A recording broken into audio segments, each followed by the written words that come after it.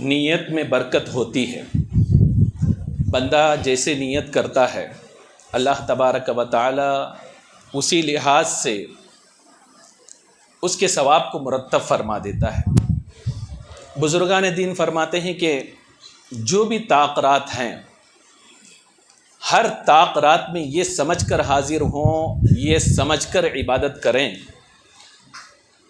خصوصاً محدث کبیر علامہ ضیاء المصطفیٰ صاحب قبلہ دامت برکاتہم العالیہ آپ فرماتے ہیں ہر طاق رات کو یہ سمجھ کر عبادت کریں کہ آج ہی شب قدر ہے، انشاءاللہ آپ کی نیت کی برکت سے اللہ تعالیٰ اسے شب قدر بنا دے گا۔ آئیے حضور سرور دو عالم نور مجسم تاجدار کائنات صلی اللہ تعالی علیہ وسلم کی بارگاہ میں کچھ عرض کرنے سے قبل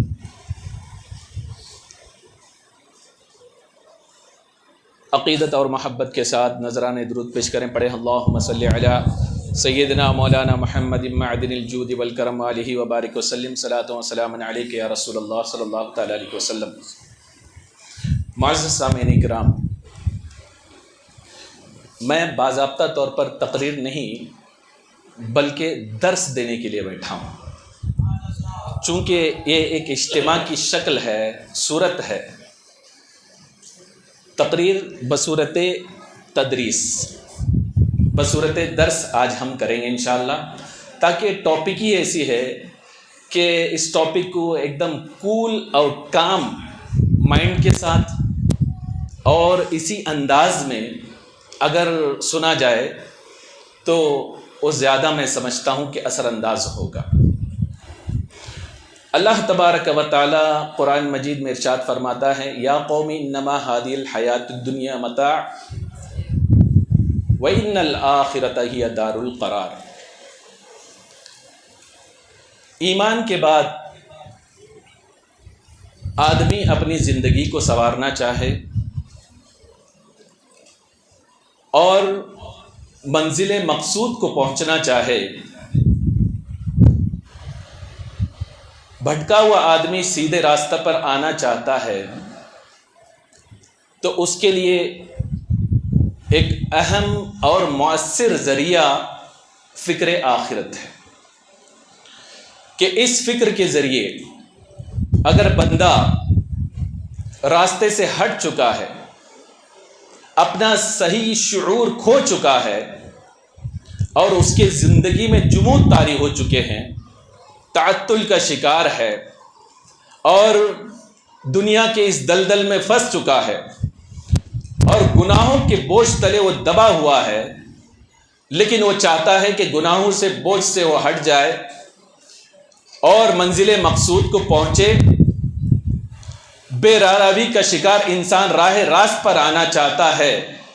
تو اس کے لیے سب سے مؤثر طریقہ یہی ہے کہ آدمی فکر آخرت کو اختیار کرے تو انشاءاللہ تبارک و تعالی اس شعور کی منزل کو پہنچتا ہوا بھی نظر آئے گا، اس کی جو ہے زندگی میں جو جمود تعطل ہے وہ ٹوٹتے ہوئے نظر آئیں گے اور جو ہے وہ نیکی کی راہ پر گامزن ہوتا ہوا نظر آئے گا۔ رسول اکرم صلی اللہ تعالی علیہ وسلم کے پاس صدیق اکبر رضی اللہ تعالیٰ عنہ حاضر آئے اور عرض کرنے لگے یا رسول اللہ صلی اللہ علیہ وسلم، آج میں دیکھ رہا ہوں کہ آپ کے چہرے پر داڑھی مبارک کے چند بال سفید ہو چکے ہیں،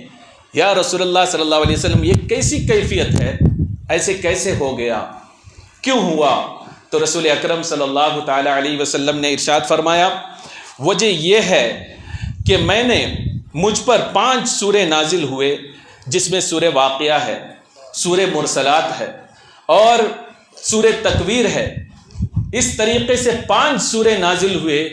جس کے بعد پڑھ کر میں نے غور و فکر کیا اس پر تو اس نے میرے داڑھی کے بال کو سفید کر دیا۔ تو آخر ان صورتوں میں کیا ہے جس کو پڑھنے کے بعد رسول اللہ فرماتے ہیں کہ میری داڑھی مبارک کے بال سفید ہو گئے؟ تو آپ کو معلوم ہوگا سورہ واقعہ کو پڑھیے، سورہ مرسلات کو پڑھیے، سورہ نبا کو پڑھیے، سورہ تکویر کو پڑھیے۔ ان ساری صورتوں میں اللہ تبارک و تعالیٰ نے آخرت کے تعلق سے بیان کیا، قیامت کے تعلق سے بیان کیا، لوگوں کو متنبہ فرمایا اور فکر دی گئی کہ اس کی تیاری کرو، اس لیے کہ فکر آخرت ایک اہم چیز ہے کہ جیسا بھی بندہ ہو، کہ جب رسول کائنات صلی اللہ تعالی علیہ وسلم جو سید المعصومین ہیں وہ اس دنیا میں تشریف لائے، یقیناً کوئی ایسا سوچ بھی نہیں سکتا، ان کے تعلق سے خطا کا تصور بھی نہیں کر سکتا۔ رسول اکرم صلی اللہ علیہ وسلم جیسی ذات ان جو آیات کو پڑھے، غور کرے تو آپ کے داڑھی مبارک کے بال سفید ہوتے ہوئے نظر آئے، تو بندہ مومن کو اس سے سبق ملا۔ تو بندے کو چاہیے کہ صرف قرآن نہ پڑھے، بلکہ قرآن کو پڑھنے کے ساتھ ساتھ ان کے ترجمے پر غور کرے اور ان کے تفسیر کو دیکھنے کی کوشش کرے،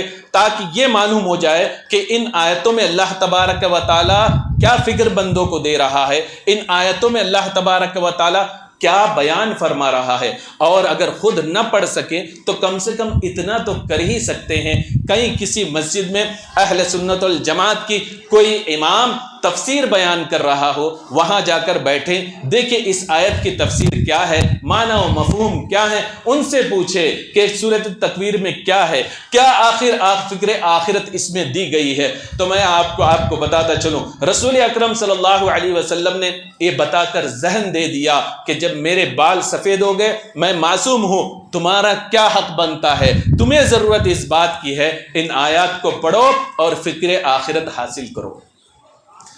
اور ایک بندہ دنیا میں زندگی گزارتا ہے، فکر دنیا میں ملوث ہے، اور وہ چاہتا ہے فکر آخرت کی طرف جانا، تو فکر آخرت کے لیے فکر دنیا کی توازن بھی ضروری ہے، بیلنس بھی ضروری ہے، کہ بندہ مومن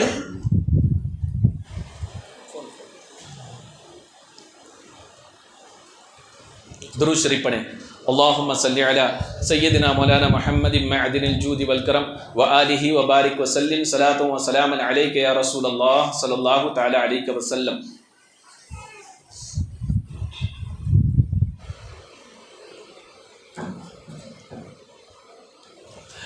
تو اب اگر کوئی بندہ فکر دنیا رکھتا ہے اور فکر آخرت کی طرف آنا چاہتا ہے، تو ان دونوں کا تعلق ایسا ہے کہ دونوں میں بیلنس کی ضرورت ہے۔ اگر فکر دنیا بڑھ گئی تو بزرگان دین فرماتے ہیں آٹومیٹیکلی فکر آخرت کم ہو جاتی ہے، اور فکر آخرت بڑھ جائے، بزرگان دین فرماتے ہیں فکر دنیا کم ہوتی ہوئی نظر آتی ہے۔ اگر فکر دنیا کم ہو جائے، آخرت بڑھ جائے، تو یقیناً بندہ مومن کامیاب ہے، اور فکر آخرت کم ہو جائے، فکر دنیا بڑھ جائے، تو یقیناً ایسا ہو سکتا ہے کہ بندہ راہ راست سے ہٹ جائے۔ تو اس لیے اس میں بیلنس کی ضرورت پڑتی ہے کہ بندہ فکر دنیا کی ذریعے ہی آخرت کا تصور اس کے دل میں جماتا ہے، اور اس فکر دنیا کے ذریعے ہی بندہ آخرت کا تصور جمانے کے بعد راہ راست پر گامزن ہوتا ہے۔ اب بندہ مومن فکر آخرت کو اپنانا چاہتا ہے تو صورت کیا ہوگی؟ تو میں آپ کو بتاتا چلوں، سب سے پہلی صورت وہ انسان جو گناہوں کے دلدل میں پھنس چکا ہے، وہ انسان جو نیکی کی راہ پر آنا چاہتا ہے لیکن وہ فکر دنیا میں غرق ہو چکا ہے، آ نہیں پاتا، ایسی صورت میں کون سی صورت اپنائے جس کی وجہ سے اس کے دل و دماغ میں فکر آخرت سما جائے اور وہ دنیا کے دلدل سے اور گناہوں کے دلدل سے نکل کر آخرت کی منزل طے کرتا ہوا نظر آئے، اس کے دل و دماغ میں فکر آخرت بس جائے۔ تو سب سے پہلی صورت یہ ہے کہ جس دنیا میں وہ زندگی گزار رہا ہے اس کی حقیقت کو سمجھے کہ میں یہاں زندگی گزار رہا ہوں اور اس قدر دنیا میں ڈوبا ہوا ہوں، بیٹھے اٹھے زندگی کی فکر مجھے ہے، بال بچوں کی فکر مجھے ہے، اور اس فکر میں بوڑھا ہوتا جا رہا ہوں۔ ایسی صورت میں یعنی یہ ایسی دنیا کی فکر ہے کہ جس کی وجہ سے اس کی آخرت تباہ ہوتی ہوئی نظر آئے، تب جا کے اس کے لیے صورت یہ ہے کہ سب سے پہلی صورت وہ جو ہے دنیا کی حقیقت کو جانے۔ اللہ تبارک و تعالیٰ نے فکر دنیا اور آخرت کو اسی آیت میں بتا دیا، یا قوم انما ہادی الحیات دنیا متاع وان الآخرۃ ہی دار القرار۔ ہے میری قوم، یہ دنیاوی زندگی ایک کھیل کود کی چیز ہے، متاع ہے، برتنے کی چیز ہے، اور یہ چیز فانی ہے، اور باقی رہنے والی چیز یہ دار القرار، تمہیں اصل جگہ جہاں قرار ہے وہ دنیا نہیں، کوئی اور جگہ ہے آخرت جسے کہتے ہیں۔ اس تصور کو بندہ ذہن میں بٹھائے تو یقیناً اس کی دل کی دنیا سنورتی ہوئی نظر آتی ہے۔ لیکن بندہ چونکہ دنیا میں منہمک ہو چکا ہے، اب اس کا تصور یہ بن چکا ہے کہ میں دنیا کی جو ہے گناہوں کی عادت لگ چکی ہے، بگڑ چکا ہے، تو اس تصور کو اللہ تبارک و تعالیٰ نے اس منظر کو قرآن میں بیان کیا، بل تؤثرون الحیات الدنیا والآخرۃ خیر وابقیٰ۔ دنیاوی زندگی کو کیا سمجھتے ہو تم نے؟ تؤثرون الحیات الدنیا، تم نے دنیا کی زندگی کو سب کچھ سمجھ لیا ہے۔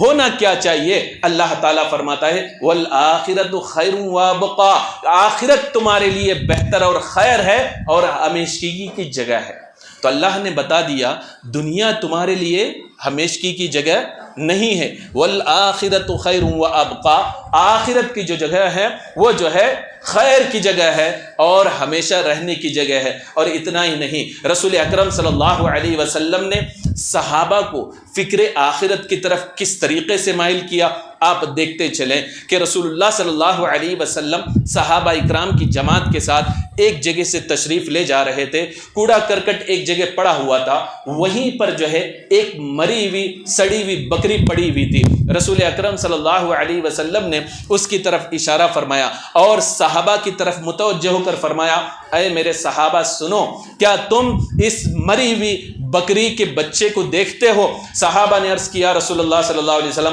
ہاں ہم دیکھتے ہیں۔ سرکار نے ارشاد فرمایا، اے میرے صحابہ کیا کوئی اس بات کو پسند کرے گا کہ اس مری ہوئی بکری کے بچے کو 1 درہم میں کوئی خریدے؟ صحابہ نے عرض کیا رسول اللہ صلی اللہ علیہ وسلم یہ سڑی ہوئی بکری کے بچے کو اگر مفت دے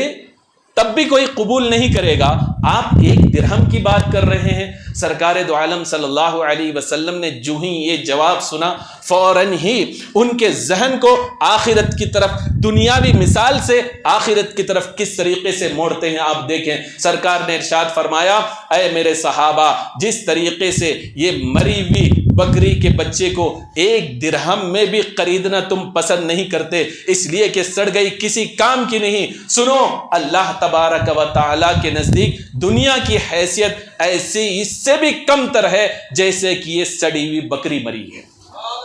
تو یہ رسول اللہ صلی اللہ علیہ وسلم نے ان کے ذہن کو فوراً جو ہے انہوں نے یہ سوچا تھا 1 درہم میں بھی کوئی خریدے گا نہیں، دنیاوی معاملات کو سوچا، رسول اللہ نے فوراً ذہن کو ڈائیورٹ کس طرف کیا؟ آخرت کی طرف فوراً ڈائیورٹ کیا اور بتا دیا جس طریقے سے 1 درہم کی حیثیت بھی اس بکری کے بچے کے نہیں تو اللہ تبارک و تعالیٰ کے نزدیک دنیا کی حیثیت اس سے بھی کم تر ہے۔ اور دوسری ترمذی شریف کی حدیث میں رسول اکرم صلی اللہ علیہ وسلم نے لوگوں کو، صحابہ اکرام کو ذہن دیا اور پوری امت کو یہ ذہن دیا دنیا کی حیثیت کیا ہے، فکر آخرت کیا ہے۔ رسول اکرم صلی اللہ تعالی علیہ وسلم نے فرمایا دنیاوی زندگی کی مثال جس میں تم زندہ ہو، زندگی گزار رہے ہو، اس کی مثال ایسی ہے کہ پورا سمندر تمہارے سامنے موجود ہے اور اس سمندر میں تم انگلی ڈبو دو اور اس سے اگر ڈبو کے نکولو جتنا قطرہ تمہارے انگلی سے ٹپکے قطرات تمہارے انگلی پہ لگے، یہ دنیاوی زندگی ہے اور پورا سمندر وہ آخرت ہے۔ تو کیا بات سمجھ میں آئی کہ ایک آدمی اگر پورے سمندر میں اپنے انگلی کو ڈبو دے تو اگر اس سے انگلی نکالے تو کتنے قطرہ ڈراپس گریں گے؟ یا 1 قطرہ، 1 ڈراپ، 2 ڈراپ، زیادہ زیادہ 3 ڈراپس اس میں گریں گے، اور اس کے بعد جو ہے جو پانی بچے گا اس انگلی میں کتنا بچے گا؟ اب ذرا سا معمولی سا بچے گا، اور اس انگلی میں چند ڈراپ تھے، لیکن اس ڈراپس کے مقابلے میں اور پورا سمندر دنیا میں کتنا ہے؟ 3 حصہ ہے اور زمین 1 حصہ ہے۔ آپ سوچو اس ڈراپ کے مقابلے میں، سمندر کے مقابلے میں اس ڈراپ کی کوئی حیثیت ہے؟ کوئی حیثیت نہیں، اس لیے کہ پورا 3 حصہ سمندر ہے، انگلی میں لگا ہوا تھوڑا سا پانی ہے۔ سرکار نے فرمایا دنیاوی زندگی کی مثال یہی ہے، جس طریقے سے تمہارے ہاتھوں میں پانی لگے وہ دنیاوی زندگی ہے، اور پورا 3 حصہ سمندر جو ہے یہ آخرت کی زندگی ہے۔ گویا کہ یہ بتا دیا کہ تم جس زندگی کے لیے فکر دنیا کے لیے مرے جاتے ہو، جس دنیاوی زندگی کے لیے اپنی زندگی تباہ و برباد کرتے ہو اور گناہوں کے چنگل میں پھنستے ہو، تمہیں تو یہ چاہیے اصل زندگی کی طرف دیکھے، اور اصل زندگی وہ ہے کہ جہاں جو ہے پورا جو ہے 3 گنا پانی ہے، یعنی آخرت کی زندگی ہے جہاں تمہیں ہمیشہ ہمیشہ رہنا ہے۔ اور دوسری اسی طریقے سے رسول اکرم صلی اللہ علیہ وسلم نے حدیث میں بھی اس طریقے سے مثال عنایت فرمائی۔ سرکار دو عالم صلی اللہ علیہ وسلم نے ارشاد فرمایا کن فی الدنیا کأنک غریب او عابر السبیل، تم دنیا میں اس طریقے سے رہو جس طریقے سے ایک مسافر رہتا ہے یا ایک راہ گیر رہتا ہے، کہ بندہ کہ جب دنیا میں کہیں سفر کرنا چاہتا ہے تو آپ دیکھتے ہوں گے اس کے جو ہے سفر کے جو لوازمات ہوتے ہیں، جو چیزیں کپڑے ہوتے ہیں، جو ضروریات ہوتے ہیں، اس کے بیگ میں جتنی ضرورت ہوتی ہے اتنا ہی وہ لیتا ہے، ایکسس جو ہے بیگیج کو وہ قبول کرتا نہیں، اس لیے کہ کیوں میں اپنا بوجھ اٹھاؤں۔ تو سرکار فرماتے ہیں دنیا میں رہتے ہو تھوڑی سی زندگی ہے، لہذا اس طریقے سے رہو، ایک راہگیر آیا چلا گیا، ایک مسافر آیا چلا گیا، جتنی دیر ٹہرنا ہے اتنا رہو۔ اور اتنا آگے فرمایا وَعُدْتَ نَفْسَكَ مِنْ أَهْلِ الْقُبُورِ، دنیا میں مسافر کی طرح رہ رہے ہو، لہذا اب تمہاری ذمہ داری یہ بنتی ہے وَعُدْتَ نَفْسَكَ فِي أَهْلِ الْقُبُورِ، دنیا میں رہ رہے ہو لیکن اپنے آپ کو اہل قبور میں شامل کر لو، شمار کہاں کرو دنیا رہنے کے باوجود، تم جو ہے یہ سمجھو میں قبر والوں میں سے ہوں، یعنی تمہاری زندگی کا کوئی بھروسہ نہیں، آج دنیا میں ہو کل قبر میں رہو گے۔ اس کی تفسیر کرتے ہوئے حضرت عبداللہ ابن عمر رضی اللہ تعالیٰ عنہ فرماتے ہیں اس حدیث کو سننے کے بعد اے لوگوں سنو، اس حدیث سے بات یہ سمجھ میں آئی کہ تم صبح میں زندگی گزار رہے ہو، شام ہو جائے شام کا انتظار نہ کرو، شام ہو جائے تو صبح کا تم انتظار نہ کرو، اللہ تمہیں صحت دے تو جو ہے بیماری سے پہلے اس صحت کا فائدہ اٹھا کر اللہ کی عبادت کر لو، اور موت سے پہلے زندگی کو غنیمت جان کر فکر آخرت کی تیاری کرو۔ حضرت عبداللہ بن عمر رضی اللہ تعالیٰ عنہ یہ ذہن دیتے ہوئے نظر آتے ہیں، اور پھر فکر آخرت کی طرف موڑنے کے لیے سب سے بڑی چیز جو ہے وہ ہے موت کی یاد۔ آدمی موت کو سمجھے تو یقیناً گناہوں کے دلدل سے نکلتا ہوا نظر آئے گا، اور سرکار نے فرمایا بھی یہی ہے اکثروا ذکر ہادم اللذات، یعنی الموت۔ سرکار فرماتے ہیں کہ تم جو ہے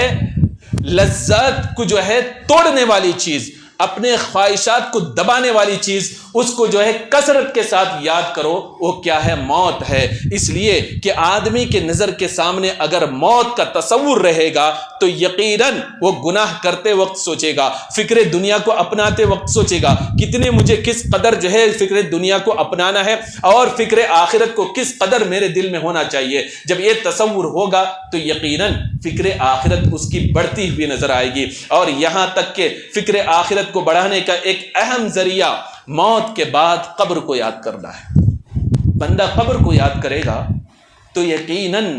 اس کی زندگی میں تبدیلی آئے گی، فکر آخرت اس کی بڑھے گی۔ سرکار دو عالم صلی اللہ علیہ وسلم ارشاد فرماتے ہیں کنت نہیتکم عن زیارت القبور فزوروها، میں نے تمہیں زیارت قبور سے منع کیا تھا لیکن اب جو ہے تم زیارت کرو۔ کیوں زیارت کرو؟ وجہ کیا ہے؟ تو سرکار دو عالم صلی اللہ علیہ وسلم فرماتے ہیں فَإِنَّهَا تُرِقُّ الْقَلْبَ وَتُدْمِعُ الْعَيْنَ وَتُذَكِّرُ الْآخِرَةَ۔ سرکار فرماتے ہیں کہ اگر تم قبر کی زیارت کرو گے تو تمہارا دل نرم ہو جائے گا، موم کی طرح ہو جائے گا، تمہارے آنکھوں سے آنسو بہنا شروع ہو جائیں گے، اور تذکر الآخرہ، فکر آخرت تمہارے دل میں سما جائے گی۔ آگے رسول اکرم صلی اللہ علیہ وسلم نے فرمایا وَلَا تَقُولُوا هُجْرًا، اور تم قبرستان جاؤ تو لغو باتیں، بلا وجہ کی باتیں کر کے اپنے وقت کو ضائع نہ کرو۔ اس حدیث پاک پہ آپ غور کریں گے تو آپ کو معلوم ہوگا کہ رسول اللہ نے قبر کی زیارت کا حکم دیا اور اس کی وجہ بھی بتا دی، کہ پرپس بتا دیا کیوں آپ جو ہے قبر کی زیارت کریں؟ اب آپ اپنے آپ کا جائزہ لیں، ایک دوسروں کو دیکھنا چھوڑ دیں، اپنے آپ پر غور کریں۔ فکر آخرت اگر آپ کو پیدا کرنا ہے تو آپ سوچیں، آپ قبر کی زیارت کے لیے جاتے ہو، شب برات میں بھی جاتے ہو، اگر کسی کے والدین انتقال کر چکے ہیں ہر جمعہ کی زیارت کے لیے جاتے ہو، اور کبھی کبھی قبرستان سے گزر ہوا کسی رشتہ دار کی قبر ہے وہاں فاتحہ پڑھنے جاتے ہو، تو یقیناً آپ کا مقصد، ہمارا مقصد قبرستان جانے کا، والدین کی قبر کی زیارت کرنے کا اور اپنے عزیز و اقارب کی قبر کی زیارت کا مقصد دل پہ ہاتھ رکھ کے بتائیں، فاتحہ کے علاوہ کچھ ہے؟ بتائیے، ہے؟ کس مقصد سے جاتے ہیں؟ جاتے ہیں صرف اور صرف مقصد یہ ہوتا ہے فاتحہ پڑھیں گے، دعا کریں گے، اس کے بعد آئیں گے۔ کبھی ہم نے سوچا رسول اللہ نے جس مقصد کے تحت ہمیں قبر کی زیارت کا حکم دیا ہے وہ کیا ہے؟ صرف فاتحہ کے تصور کے تحت رسول اللہ نے بھیجا ہے؟ کیا صرف جو ہے کہ ان کی دعا کے لیے بھیجا ہے؟ بلکہ تصور کیا ہونا چاہیے؟ ہونا تو یہ چاہیے، رسول اللہ نے فرمایا ترق القلب، کہ دل تمہارا جو ہے پسیج جائے اور دل تمہارا نرم ہو جائے۔ نرم کیسے ہوگا؟ جب قبرستان آپ یہ سوچ کے جائیں گے قبر آیا ہوں، ماں باپ کی قبر تو ہے، رشتہ دار کی قبر تو ہے، لیکن یہ تو ہم سے جدا ہو گئے، ہمارے ساتھ رہتے تھے، ایک دن ہمیں بھی اس قبر کے اندر جانا ہے۔ جب آپ یہ تصور کریں گے کہ قبر کے اندر لائٹ موجود ہے، کہے گا آپ کا دل موجود نہیں، کیا آپ کے لیے جو ہے آرام و آشائش کا سامان ہے؟ اپنے دل سے پوچھے، قبر کو دیکھ کر آپ کا دل یہ آواز دے گا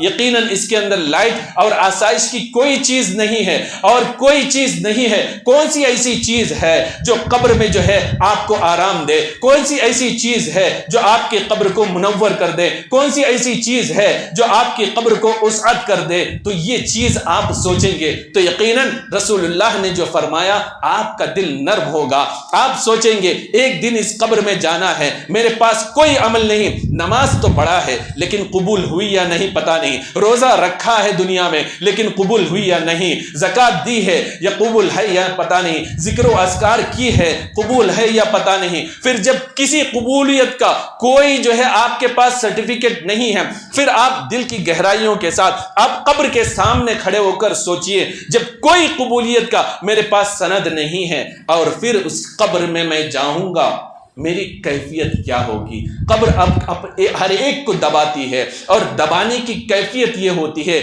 آدمی کے فصلیں ادھر سے ادھر ہو جائے، کہ ایسا نہ اللہ نہ کرے، کہ ایسا نہ ہو میرے اعمال کی بد کی وجہ سے میں قبر میں عذاب میں مبتلا کیا جاؤں۔ اس تصور کو اپناتے ہوئے جب آپ قبرستان جائیں گے تو یقیناً رسول اللہ نے جو فرمایا کہ جب بندہ قبرستان جاتا ہے، قبر کی زیارت کرتا ہے، اس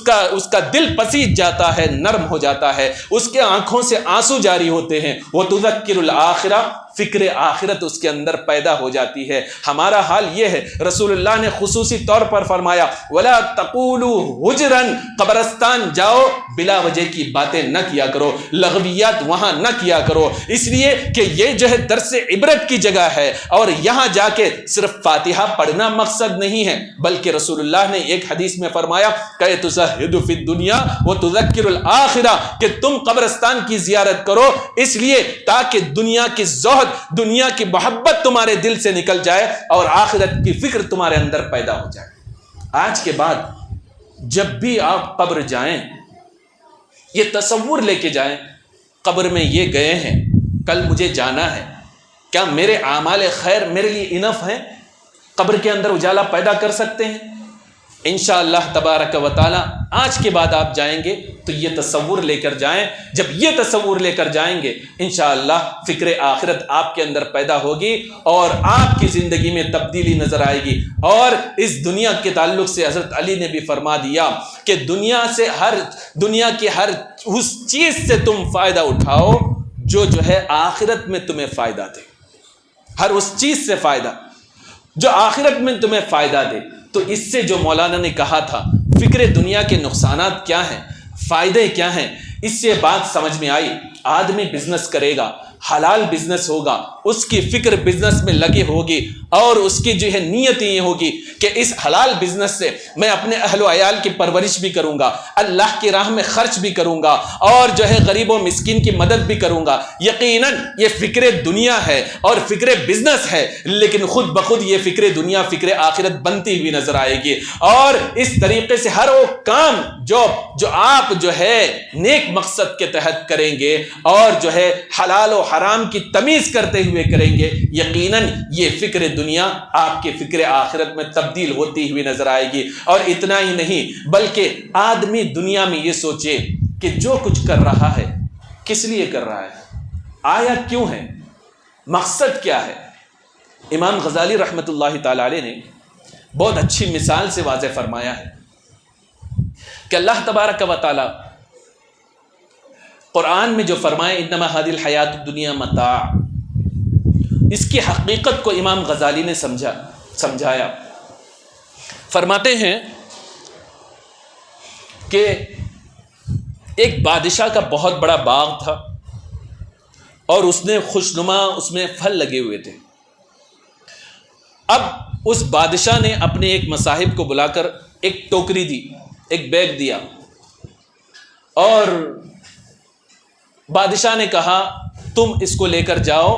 اس باغ میں چلے جاؤ اور اس سے جو ہے باغ سے جو خوشنما فروٹس ہوں، پھل ہوں،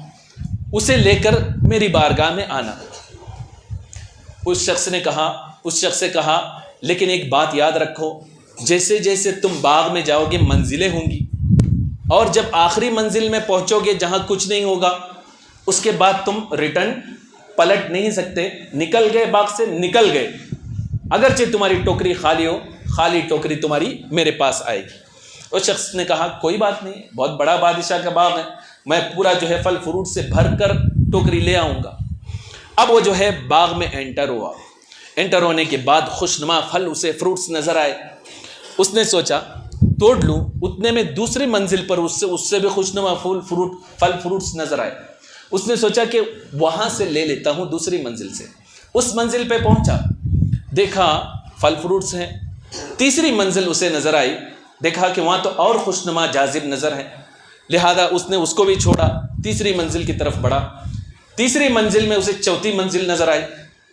اور وہاں دیکھا کہ چوتھی منزل میں تو اور خوشنما فروٹس ہیں، بہت اچھے ہیں، ہو سکتا ہے کہ میٹھا ہو، بادشاہ کو وہی پسند آئے، لہذا چوتھی منزل کی طرف قصد کیا۔ چوتھی پانچویں قصد کرتے کرتے ایک مقام اس کا وہ آیا جہاں دیکھا کہ نہ کوئی درخت ہے نہ کوئی پھل ہے، لیکن اب پیچھے پلٹنا چاہا، سب نے روک دیا کہ اب پلٹنے کی اجازت نہیں ہے، وعدہ کر کے آئے ہو، ابھی تمہیں بادشاہ کے پاس خالی بیگ لے کر جانا ہے، ٹوکری لے کر جانا ہے۔ اس نے افسوس کیا کاش پہلی منزل پر لے لیتا، دوسری منزل پر لے لیتا، چوتھی منزل پر لے لیتا، کم سے کم کچھ تو ہوتے، لیکن اب تو باہر نکل چکا، پیچھے جانے کی صورت بھی نہیں، بادشاہ نے منع کر دیا۔ اس طریقے سے وہ خالی ٹوکری لے کر بادشاہ کے سامنے پہنچا اور اسے رسوائی ہوئی اور گڑ گڑانے لگا۔ امام غزالی رحمۃ اللہ تعالی علیہ اس واقعے کو بتا کر آپ کو یہ بتانا چاہ رہے ہیں، ان میں کچھ چیزیں آپ غور کیجئے۔ ایک ہے بیچنے والا، اور جو گئے وہ آپ تھے، آپ کے ساتھ ایک ٹوکری تھی، اور ٹوکری جو ہے جہاں آپ گئے باغ تھی، اس میں منزلیں تھی، آخر میں کچھ نہیں تھا۔ ان ساری چیزوں کو آپ تصور میں جمائیں، دل میں جمائیں، پھر امام غزالی رحمۃ اللہ تعالی علیہ سمجھاتے ہیں کہ ایک مثال تھی۔ اب حقیقت کی طرف آئیں کہ جو بیچنے والا ہے وہ اللہ تبارک و تعالی ہے، جس کو بھیجا گیا ہے دنیا میں وہ آپ ہیں، جو آپ کی جو ٹوکری لے کر گئے وہ آپ کے نام اعمال ہیں، اور جو ہے جو باغ ہیں وہ آپ کی زندگی ہے، اور جو دوسرے منزلیں ہیں وہ آپ کی زندگی کے اوقات ہیں، ٹائمنگز ہیں جو گزر رہے ہیں۔ اور جب آخری میں جا کر آپ کو کچھ نہیں ملا، آپ پلٹ گئے، آپ کی موت تھی، آپ جا کر اللہ کی بارگاہ میں پہنچے، تو امام غزالی فرماتے ہیں کہ آپ جو ہے اللہ نے آپ کو دنیا میں بھیجا، نام اعمال ٹوکری کی صورت میں آپ دنیا میں لے کر آئے، خوشنما نیکیوں کی کئی صورت نظر آئی، مسجدیں نظر آئیں، مؤذن اذان دیتا ہے، ہو سکتا تھا کہ جماعت میں نماز پڑھ کر ٹوکری میں بہت سارے نیکیاں جمع کر لیتے، کوئی قرآن شریف کی تلاوت کر رہا ہے، آپ کے کانوں سے آواز ٹکرائی، اسی وقت آپ سوچتے کہ میں قرآن کی تلاوت سنوں،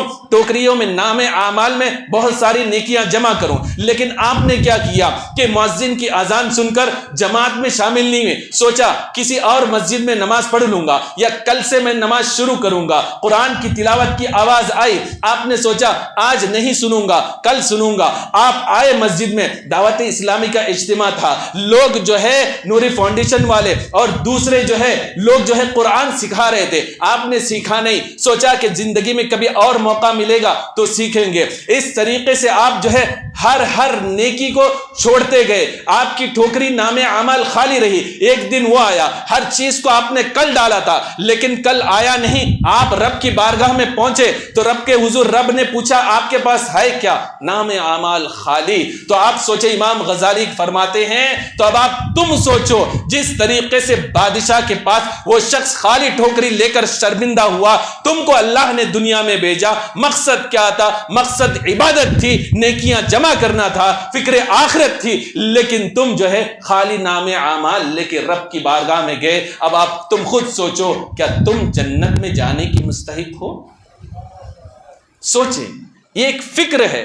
دنیا میں اللہ نے بھیجا ہے، ٹھوکری نام اعمال آپ کے پاس ہے، جہاں اسی لیے رسول اللہ نے فرمایا لا تحقرن من المعروف شیئا، چھوٹی سی چھوٹی نیکی کو بھی حقیر نہ سمجھو، فوراً اپنے جو ہے بیگ میں ڈالنے کی کوشش کرو، نام اعمال میں اسے جمع کرنے کی کوشش کرو، اور جب اس کو جمع کرو گے تو انشاءاللہ تبارک و تعالی قبر میں بھی جاؤ گے، وہاں بھی لائٹنگ ہوگی، قبر بھی کشادہ ہوگا، اس کی برکت سے اللہ تبارک و تعالی جب اللہ کے رسول خوش ہوں گے، یقیناً تمہاری شفاعت، رسول اکرم صلی اللہ علیہ وسلم کی آنکھیں تمہاری جو ہے اعمال دیکھ کر ان کی آنکھیں ٹھنڈی ہو جائے گی، رب تبارک و تعالی کی رضا حاصل کرتے ہوئے آپ نے نیکی کی ہوگی، اللہ تبارک و تعالی اپنے فضل سے خوش ہو کر اللہ تعالیٰ تمہیں جنت عطا کرے گا۔ یہ ایک ایگزامپل تھا جو امام غزالی رضی اللہ تعالیٰ عنہ نے عطا کیا۔ بہت ساری آیتیں ہیں، اگر آیتیں ہی آیتیں پڑھتی جائیں پوری تقریر فکر آخرت فکر دنیا پر ہو جائے گی، حدیثیں پڑھتے جائیں تو فکر دنیا فکر آخرت پر تقریر ہو جائے گی، لیکن امام غزالی اور دوسرے اولیاء اکرام رضوان اللہ تعالی علیہ مجمعین نے قرآن و حدیث کے ساتھ کچھ تمثیل بیان کی ہے، کچھ جو ہے حکایتیں بیان کی ہے، تاکہ جو ہے قرآن کی آیت و احادیث بندوں کے دلوں میں نقش ہو جائیں، اور نقش ہونے کے بعد وہ اپنی زندگی کو تبدیل کرتا ہوا نظر آئے، اور آخرت کی جو سفر ہے اس کی جو ہے اہمیت کو سمجھنے لگے۔ اللہ تبارک و تعالی قرآن مجید میں ارشاد فرماتا ہے یا ایھا الذین آمنوا اتقوا اللہ ولتنظر نفس ما قدمت لغد۔ ٹائم زیادہ نہیں ہوا نا؟ صحیح صاحب؟ یا ایھا الذین آمنوا اتقوا اللہ ولتنظر نفس ما قدمت لغد، اے ایمان والو اللہ سے ڈرو اور ہر کوئی اس بات کو دیکھے ما قدمت لغد، آگے کے لیے اس نے کیا بھیجا ہے، فکر دی جا رہی ہے قرآن میں، تم کو یہ سوچنا ہے کہ تم نے آگے کیا بھیجا ہے، اور اللہ تعالیٰ فرماتا ہے جو آگے بھیجو گے تو اس کا کیا ہوگا، وَمَا تُقَدِّمُوا لِأَنفُسِكُم مِّن خَيْرٍ تَجِدُوهُ عِندَ اللَّهِ، جب آگے تم بھیجو گے اللہ کی یہاں وہاں پاؤ گی۔ مولانا روم رحمۃ اللہ تعالی علیہ اس کو بہت اچھی مثال سے آپ نے سمجھائی، آپ ادھر ادھر نہ دیکھیں، اس مثال کو سمجھیں۔ فرماتے ہیں ایک شہر ایسا تھا دریا کے کنارے بسا ہوا تھا، اس شہر کا معمول یہ تھا ایک بادشاہ، اس کی جو ہے جو حکومت کی جو پیریڈس ہوتے ہیں وہ 1 سال کی مدت ہوا کرتی، اور وہ بادشاہ اپنی قوم سے نہیں بناتے بلکہ سمندر سے پار کر کے کوئی گھومنے کے لیے آتا اس کو پکڑ لیتے، بادشاہ بنا دیتے، اور بادشاہ بنانے کے بعد اس کی کہتے ویلیڈیٹی فار ایئر، بس 1 سال کی ویلیڈیٹی رہے گی، اس کے بعد کیا کرنا ہے۔ ان کا معمول تھا کہ جہاں سے آئے وہاں سے واپس نہیں جا سکتے، بلکہ ان کا قانون یہ تھا ایک جو ہے گھناؤنی جنگل جس میں درندے اور چیر پھاڑنے والے جانور تھے وہاں لے جا کے چھوڑ دیتے، بس 1 سال تو نے جو ہے حکومت کیا، اب جس طریقے سے زندگی گزارنا ہوا گزار لے، دوسرے سال آتے اس کی ہڈی بوٹی وہاں نظر آتی، 1 سال حکومت کرنے کے بعد جاتا۔ ہر بادشاہ جو بھی آتا اس سے بتا دیا جاتا نیکسٹ ایئر جو ہے تیرا حال انجام یہ ہوگا جس طریقے سے بھی تو جو ہے زندگی گزار، تو جانے وہاں پر، لیکن تو واپس نہیں جا سکتا۔ اب ہر بادشاہ کو ہر سال جو بھی آتا پکڑتا، 1 سال کے بعد اس کو حکومت کرتا، روانہ کر دیتے۔ ایک بادشاہ آیا، بہت چالاک تھا، اس نے کہا ویلیڈیٹی کتنی ہے؟ 1 سال کی۔ کہا ٹھیک ہے، اس کے بعد کہاں جانا ہے؟ بولا فلاں جنگل، ڈرونی جنگل پر جانا ہے جہاں سے واپسی کا کوئی راستہ نہیں ہے موت کے علاوہ، بس، اور جو ہے درندوں کی خوراک بننے کے علاوہ کوئی چارہ نہیں۔ اس نے کہا ٹھیک ہے۔ دوسرے دن سے خدام کو بلایا، بلانے کے بعد کہا جہاں جس جنگل پہ جانا ہے اس کو منگل بنا دو، اس کو شاندار محل تیار کرو اور بہت بڑا کمپاؤنڈ بناؤ، پورا شہر وہاں بسا دو، کھیتی باڑی کے لیے جگہ فراہم کرو اور لوگوں یہاں کھیتی باڑی کرنے والوں کو وہاں لے جاؤ، وہاں بساؤ اور کھیتی باڑی شروع کرو۔ اور 1-2 سال نہیں، اگر 100 سال بھی ایک بندے کو جینا ہو تو سارے ذخائر وہاں فراہم کرو، ہر چیز باہر سے نہ آئے، اتنے اشیاء وہاں مہیا کرو کہ ہر چیز وہاں زمین پر اگے اور بندے کا خوشی خوشی گزارا جس طریقے سے یہاں ہو رہا ہے اس طریقے سے وہاں ہو جائے۔ 1 سال میں دوسرے دن سے ہی اس نے سارے کام جنگل میں جو ہے کام شروع کیے زور و شور سے، یہاں تک کہ پورا سال ختم ہوا۔ ہر بادشاہ کا حال یہ تھا کہ جو ہے 1 سال ختم ہوتے ہی وہ روتے گڑ گڑاتا، میں جہاں سے آیا ہوں وہاں جانے دو۔ کہتا نہیں، قانون یہ ہے، تم نے تسلیم کیا ہے، جہاں سے آئے تھے وہاں جا نہیں سکتے، بلکہ 1 سال کے بعد جنگل میں جانا ہے۔ اب روتا ہوا جاتا، اس کے زندگی کا خاتمہ ہو جاتا۔ لیکن اب جو بادشاہ جو جا رہا ہے، جو چالاک بادشاہ تھا، سارے جو ہے فیسلٹیز وہاں اس کے لیے موجود ہیں، محل بھی ہے اور نوکرانی بھی ہے اور کام کرنے والے بھی ہیں، سارے اناج غلے سب کچھ وہاں جمع ہے۔ 1 سال میں اس نے سب کچھ وہاں جمع کیا۔ اب جب لوگ سارے گاؤں والے اس کو چھوڑنے چلے، اب رونے کے بجائے خوشی خوشی مرحبا مرحبا کہتے ہوئے وہ وہاں گیا اور وہاں زندگی گزارنے لگا۔ مولانا روم رحمت اللہ تعالی علیہ فرماتے ہیں وہ جا کر وہاں اچھی زندگی گزارنے لگا۔ کیوں؟ اس لیے کہ اس نے 1 سال جو انہیں ملا تھا وہ ویسٹ نہیں کیا، ساری کی ساری توجہ اس کی جو ہے اب اس جو ہے جنگل کو جو ہے شہر بنانے میں لگ گیا، ساری فیسلٹیز اس نے وہاں مہیا کر دیے۔ اب جو ہے مولانا روم فرماتے ہیں اس مثال سے سمجھو تمہاری مثال یہی ہے، اللہ نے تمہیں دنیا میں بھیجا ہے کس لیے؟ یہ صرف جو ہے زندگی گزارنے کے لیے نہیں بلکہ زندگی کو بندگی بنانے کے لیے اللہ تعالیٰ نے بھیجا ہے۔ اب جو ہے تم نیکیوں کی ٹوکری کو بھرو گے یہاں پر، اور بھرنے کے بعد وہ جنگل نہیں بلکہ اس نے جو ہے اپنے جو ہے جنگل وہ بنے گا کہ جو ہے جس کے نام اعمال سیاہ ہو، قبر کی کوٹری بھی اندھیری ہوگی اور اس کے لیے جہنم کا عذاب ہوگا۔ لیکن ساری تیاریاں جس نے کر لی، نام اعمال میں نیکیاں ہی نیکیاں ہوں، نام اعمال میں جو ہے اس کے جو ہے بلند سے بلند تر نیکیاں ہوں، اللہ نے اس کے جو ہے نام اعمال میں نیکیوں سے بھر دیا، اس لیے کہ اس نے 1 سالہ زندگی میں جب پوری نیکیاں کر لیا، اب جو ہے موت آئی، اس کو اس دنیا سے جانا ہے، تو اب آپ خود سوچو جانے کی کیفیت کیسے ہوگی؟ روتے ہوئے جائے گا یا ہنستے ہوئے جائے گا؟ اس لیے کہ وہ ہنستے ہوئے جائے گا، اس لیے کہ نام اعمال وما تقدموا لانفسکم من خیر، جو تم نے خیر اور بھلائی بھیجا ہے تجدوہ عند اللہ، اللہ کے پاس پاؤ گے۔ اب تم نام اعمال کر کے اللہ کے فضل کے ساتھ تم جاؤ گے، سیدھے جنت میں جا کے آرام کرو گے۔ مولانا روم رحمت اللہ تعالی علیہ فرماتے ہیں اس سے سبق حاصل کرو، جو بادشاہ تھا انسان ہے، اس دنیا میں آیا اور چالاکی کے ساتھ جو ہے اس نے رب کے فضل کو دیکھتے ہوئے اس نے نیکیاں کر لیا، فکر آخرت کو اپنا لیا، تو یقیناً اس دنیا سے جائے گا تو یقیناً جنت کا باغ اس کے لیے ہے جو اللہ تبارک و تعالیٰ نے تیار کیا ہے۔ ورنہ اپنی دنیا کو تباہ کر لیا، آخرت کو تباہ کر لیا، ورنہ جو ہے قبر کے اندھیرے ہیں اور جہنم کے راستے ہیں اس کے لیے۔ جب یہ فکر بندے کے اندر پیدا ہوگی کہ چند دن کے لیے میں آیا ہوں، بادشاہ کی طرح ہوشیاری کر کے اگر میں نیکی کو جمع کر لوں تو یقیناً میری دنیا بھی کامیاب رہے گی اور آخرت بھی کامیاب رہے گی، اور اگر یہ چیز نہیں رہے گی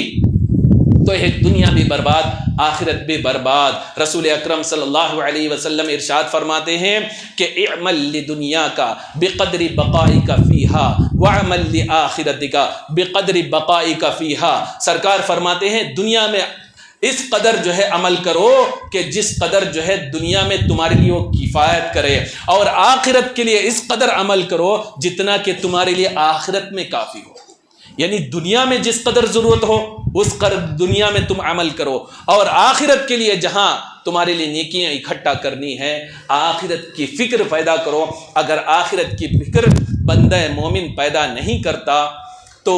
دنیا بھی خسارے پہ ہے اور آخرت میں بھی اس کا خسارہ ہے۔ حضرت علی کرم اللہ وجہ الکریم فرماتے ہیں دو قسم کے لوگ دنیا میں موجود ہیں، ایک تو جو ہے فکر دنیا کو لے کر زندگی گزارتے ہیں، دوسرے جو ہے فکر آخرت کو لے کے زندگی گزارتے ہیں، اور دونوں ٹائپ کے لوگ موجود ہیں۔ اور تم، حضرت علی فرماتے ہیں، فکر آخرت کو اپناتے ہوئے فکر دنیا کو ہی فکر آخرت ایسی بنا لو کہ جو ہے تم جو ہے آخرت والے بن جاؤ، اس لیے کہ آج عمل ہے۔ حضرت علی فرماتے ہیں آج عمل ہے، حساب نہیں ہوگا، کل حساب ہے، عمل کا موقع نہیں ہوگا۔ اس بات کو حضرت علی شیر خدا کے اس بات کو ذہن میں بٹھا لو، آج عمل ہے، حساب نہیں ہے، کل حساب ہوگا، عمل نہیں ہے۔ اس بات کو، تصور کو آپ ذہن و دماغ میں بٹھائیں تو انشاءاللہ تبارک و تعالی آپ کی ہر فکر دنیا بھی نیکیاں بنتی ہوئی نظر آئے گی، اور فکر آخرت کے لیے وہ ذخیرہ بنتا ہوا نظر آئے گا۔ اللہ تبارک و تعالی سے دعا ہے کہ اللہ تبارک و تعالی ہمیں حق سننے اور اس پر عمل کرنے کی توفیق عطا فرمائے، اور دنیا میں اس طریقے سے رہیں کہ اللہ تبارک و تعالی اسی کو ہم ذخیرہ آخرت بنائے۔ استغفر اللہ ربی من کل ذنب واتوب الیہ، وآخر دعوانا ان الحمد للہ رب العالمین۔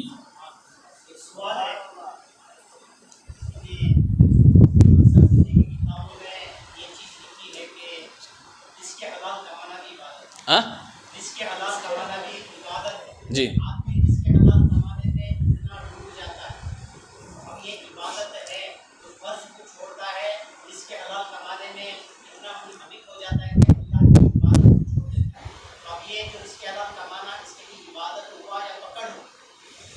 بہت اچھا سوال ہے کہ یقیناً رزق حلال آپ کما رہے ہیں، اس سے اہم فرض جو ہے، فرائض جو ہے، نماز کو چھوڑ کر کوئی بھی کام وہ عبادت نہیں ہے، یہ بات یاد رکھ لیں۔ رزق حلال کے ساتھ ساتھ یہ حکم دیا فرائض کی ادائیگی کریں، اور آپ رزق حلال کماتے رہیں، نماز، روزہ، زکوٰۃ سب کچھ چھوڑ دیں، بھائی رزق حلال کما رہا ہوں، تو اصل جو ہے جو پرسش ہوگی قیامت کے دن وہ نماز کے تعلق سے ہوگی، فرائض کے تعلق سے ہوں گے۔ ایک فرض کو ادا کیا، 10 فرض آپ چھوڑ دیا، تو یہ جو ہے قابل گرفت بات ہے، آپ کے لیے وہ قابل قبول نہیں ہے، یہ عذر ہی نہیں ہے کہ میں حلال کمائی کما رہا ہوں اور جو ہے فرائض چھوڑ رہا ہوں، وہ بندہ گنہگار ہوگا۔ اور ایک بات یہ بھی ہے،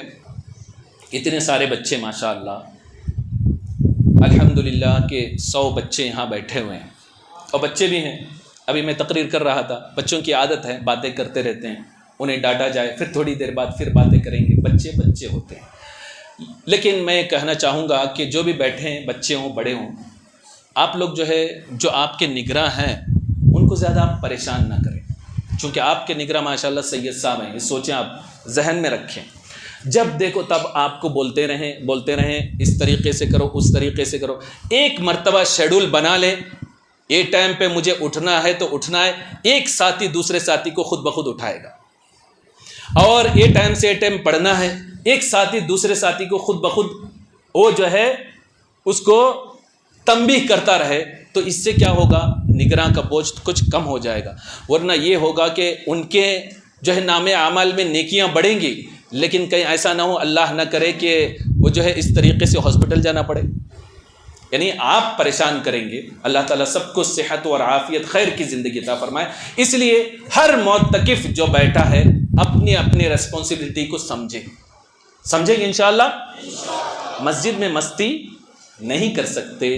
مسجد میں فون یوز نہیں کر سکتے، اور گھر سے بات بھی آپ نہیں کر سکتے، دنیا کی باتیں بھی آپ نہیں کر سکتے۔ اتنی فیسلٹیز آپ کو جو ہے نوری فاؤنڈیشن نے دی ہے، اور مبلغین نے اتنا اہتمام کر کے آپ کا شیڈول بنایا ہے کہ ہر وقت سونے کا یہ وقت ہے، کھانے کا ایک وقت ہے، اور اس کا ایک وقت ہے، سارے اوقات بنا دیے۔ تو آپ سوچیں رسول اللہ نے کس طریقے سے رمضان المبارک کے آخری ایام گزارے ہیں، آپ ان سے پوچھیں، اس طریقے سے آپ گزارنے کی کوشش کریں، اور شب قدر کو آپ کا پا لیا آپ نے، تو یقیناً سب کچھ آپ آپ کا مقصد آپ نے پا لیا۔ اللہ تبارک و تعالیٰ سب کو توفیق عطا فرمائے۔ وآخر دعوانا ان الحمد للہ رب العالمین۔